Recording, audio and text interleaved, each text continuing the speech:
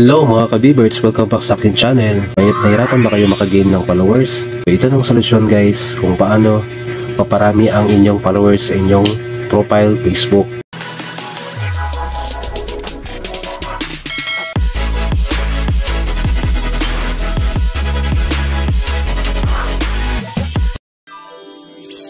Tuturuan ko kayo kung paano maparami ang followers nyo sa inyong Facebook profile. So gaya sa video na ito, makikita nyo na may 1,034,516 na nag-follow sa akin. So ito lang yung trick guys, or tricks na gagawin natin. So panoorin nyo ang video na ito. Pumunta tayo sa Chrome. Pagkatapos, i-search natin yung yaitex.com. Ayan.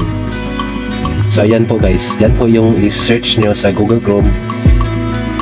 And then i-type nyo kung ilang followers ang gusto nyo na makikita sa inyong profile. So halimbawa, lagyan natin ng 1,034,516. So halimbawa lang po, ganyan guys. So ayan. So hanapin natin yung bold serif. So ayan, so bold. So makapal yung print nya. So i-copy lang natin yan.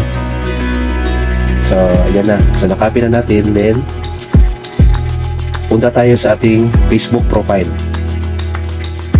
So kapag andito tayo sa Facebook profile, pindutin lang natin yung burger sign. Ito guys. Ayan. So pagkatapos, ayan, punta tayo sa ating profile. So after natin dyan guys, i-click natin tong edit profile. So sa pinakaibaba, punta tayo sa yung link. Ito. So click natin yan, ang add. At saka punta tayo dito sa social links. So add social link po tayo. So ayan. So yung platforms, ang pipiliin natin yung Spotify. Ayan. So Spotify po ang pipiliin natin. Then i-type po natin yung followed by. Then ipipaste natin yung numbers na pinili natin na 1 million followers. Then space, add po natin yung people. Then click po natin tong check. Ito, check. Then after nyan, isi-save natin. So check nyo mabuti. So andyan na po siya guys. Andyan na yung 1,034,516 followers.